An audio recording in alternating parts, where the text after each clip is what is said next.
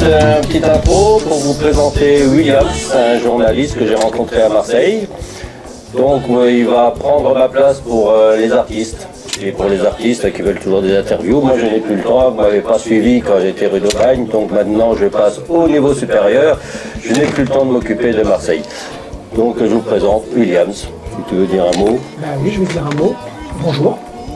Voilà. Donc Williams, je crois que vous avez d'ailleurs déjà rencontré un très grand artiste qui s'appelle Francis Yaoundé, vous avez rendez-vous avec lui tout à l'heure. Immense. D'ailleurs dans son bureau, qui ressemble un peu à celui-là. Il me semble. C'est celui-là d'ailleurs. Voilà, donc rendez-vous ici dans une demi-heure pour interviewer Francis Yaoundé, là, qui est en train, toujours avec beaucoup de boulot.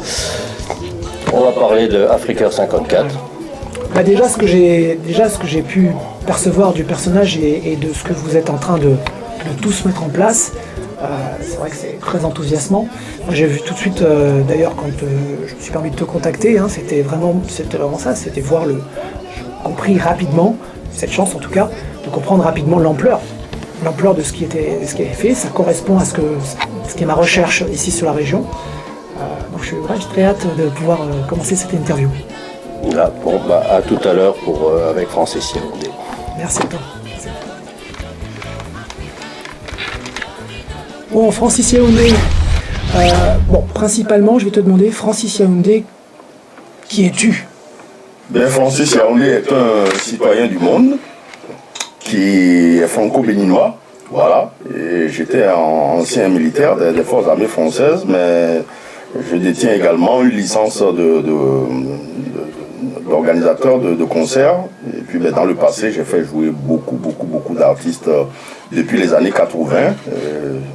J'ai fait jouer. Arrête, parce que j'ai pas encore parlé de ça, mais tu es un musicien à la base. Toi aussi, tu es sur la scène. Oui, je suis artiste, auteur, compositeur aussi, et homme de scène. Mais voilà, le cœur compte beaucoup pour moi, et donc non seulement je suis auteur-compositeur, mais j'aime beaucoup faire jouer les autres artistes. Alors les artistes en question, on va un petit peu reprendre qui tu as pu faire jouer, qui est connu pour le grand public.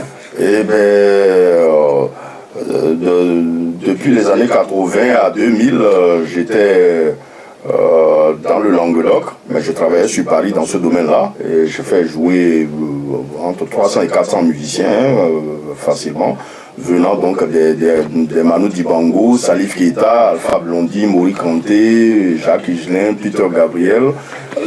Stop, le monsieur, donc, je répète ce que j'ai dit hier, le monsieur qui se présente très modestement, c'est une pointure. C'est une pointure. Ça va vous expliquer un petit peu l'ampleur du projet qui est derrière, parce que je pense qu'il faut quand même illustrer sur qui fait quoi. Donc, avec beaucoup de personnes autour de toi quand même, tu vas mettre en place un projet pharaonique à la mesure de l'Afrique, Africa 54. Oui. Parle-moi ça. Africa 54, c'est pour répondre et apporter une petite solution, sinon apporter notre petite pierre à l'édifice en ce qui concerne l'actualité, l'une des actualités les plus importantes de notre époque, le problème des migrants, donc tous ces cortèges de morts des migrants dans la Méditerranée. Donc ça fait depuis des années que ça dure, et le pape François n'arrête pas de donner l'alerte comme quoi la Méditerranée est devenue le cimetière des migrants. Et voilà, donc quand on est malade et quand on a les maux de tête, on va chercher les médicaments, le Doliprane ou les Feralgan. Et c'est aussi simple que cela. Il faut trouver une solution à ces drames. Et donc Africa 54, c'est un peu comme un ensemble des restos du cœur de Coluche sur l'ensemble du continent africain, et l'Emmaüs de l'abbé Pierre. Donc Africa 54, il faut faire manger les gens. Il y a des enfants qui naissent de parents pauvres. Un étudiant qui n'a pas mangé depuis 2-3 jours, comment peut-il s'occuper de ses études, de ses leçons? Et donc ceux qui sont nés de parents riches, tant mieux, mais ceux qui sont nés de parents pauvres, il faudrait qu'il y ait des structures du genre sur le continent africain pour qu'ils manger, soigner les gens, soigner les gens, trouver du travail aux jeunes, Si on rassemble ces deux structures, ben, c'est des milliers d'emplois. Donc sur le plan continental, ça sera aussi des milliers d'emplois. Et puis ben, l'éducation, ben voilà. Alors là, tu pars, parce que tu es un homme, tu l'as dit toi-même, tu es aussi un homme qui a été un militaire. Oui. Là, ton armée, c'est une armée d'artistes. Oui. Tu vas faire une suite, voilà, tu vas envoyer une cohorte, une armée d'artistes oui. qui te suivent, bien sûr, par amitié, bien sûr. Oui, je suis quelqu'un de très ouvert. Et comme je le disais tout à l'heure, avant même l'interview, ben, dans le passé, ben, j'ai fait jouer des gens qui faisaient du Jacques Brel ou du riz. Moi, j'ai pas de limite. La diversité culturelle, c'est comme du sel dans la sauce. Et notre monde actuel, notre société a besoin de cela. Et donc, Afrique 54, déjà, ben, c'est beaucoup de concerts.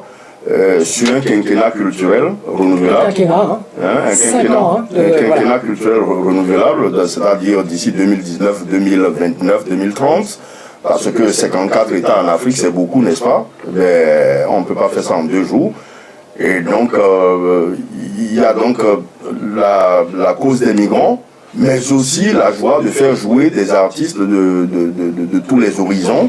Y compris, je me permets, oui. Y compris de Marseille. De Marseille, oui. Des artistes marseillais peuvent aller jouer au Palais des Sports de Cotonou, au Bénin, au Palais des Congrès de Lomé au Togo, s'ouvrir aux autres mondes, parce que c'est bien de s'ouvrir aux autres mondes. On apprend beaucoup quand on voyage, et je ne t'apprends rien puisque tu voyages beaucoup.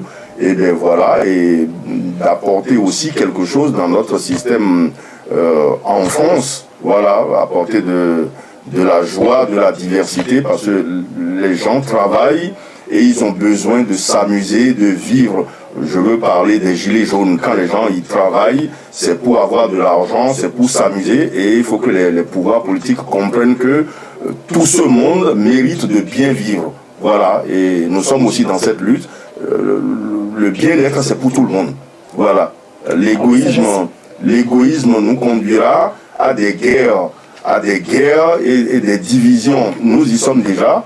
Et donc, il faut apporter des solutions. Ceux qui essayent de jouer sur les questions de couleur de peau, de religion, nous, dans notre organisation, nous disons non. C'est une sorte de république des actes humains.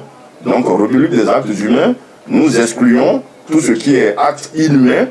Eh bien, il est blanc, il est noir, il est jaune, il fait partie de l'espèce humaine et il mérite de bien vivre, de bien voyager, de bien manger, de bien s'amuser, de bien danser, de s'acheter une belle voiture, de vivre.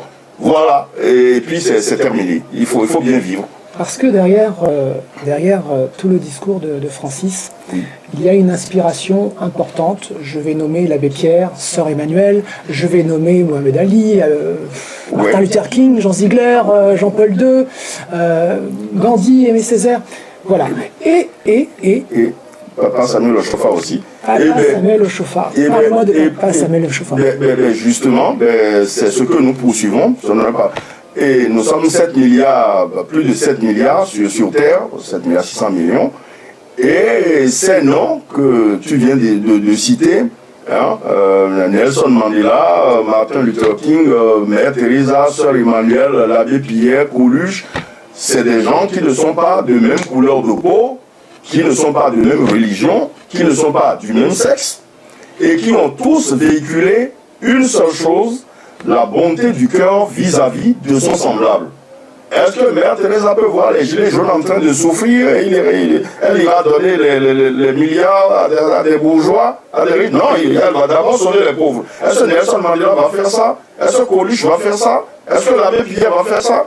Et donc, ce qui est véritablement humain, on oublie ces questions de couleur de peau parce que quand on aime l'autre, c'est la première des choses, on doit veiller à ce que l'autre aussi puisse vivre le peu de temps que nous avons à faire dans ce monde. On n'est que de passage, c'est ça le vrai amour. Tout le reste, c'est politique, c'est du... Voilà. Et donc, Papa Samuel Ochofa en fait partie, et c'est lui qui m'a élevé. Donc, c'est lui qui détient l'organisation numéro 1 de tout le continent africain, 1,3 milliard. Et c'est un personnage haut en couleur, mais méconnu du grand public. Je crois qu'il arrive en tête, en numéro 1 de tout le continent africain.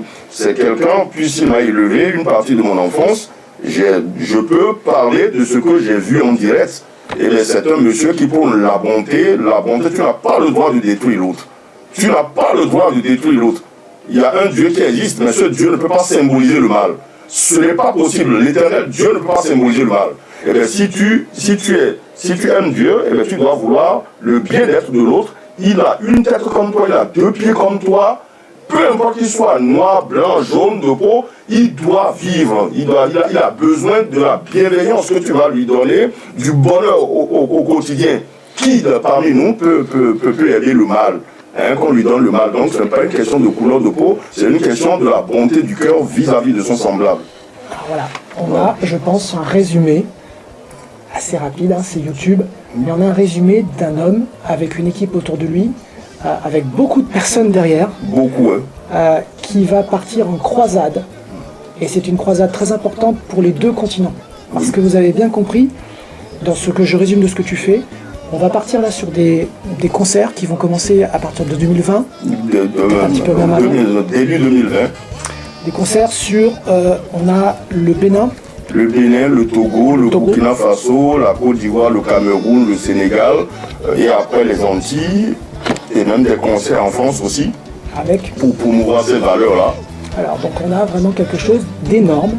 Vraiment, on est à Marseille, mais là c'est une sardine d'espace. Et la porte est ouverte aux artistes ou ceux qui aiment ce que nous disons. La porte est ouverte. J'avais effectué de nombreux voyages dans les pays d'Afrique, au Niger, Bénin, Togo, Burkina Faso, Côte d'Ivoire, avec des amis métropolitains. Ils sont de Montpellier, ils sont de Marseille, ils sont de Paris. Et bien là, j'en viens là. Je suis revenu d'Afrique il y a à peine 5 semaines. Et j'étais avec un jeune ami métropolitain qui est complètement ensoleillé, content de découvrir de nouvelles choses, des choses qu'il n'avait jamais vues auparavant. Et je lui dis, ben, voilà, c'est de ça qu'on a besoin, de vivre de bonnes choses au lieu de continuer à se détruire sur la terre.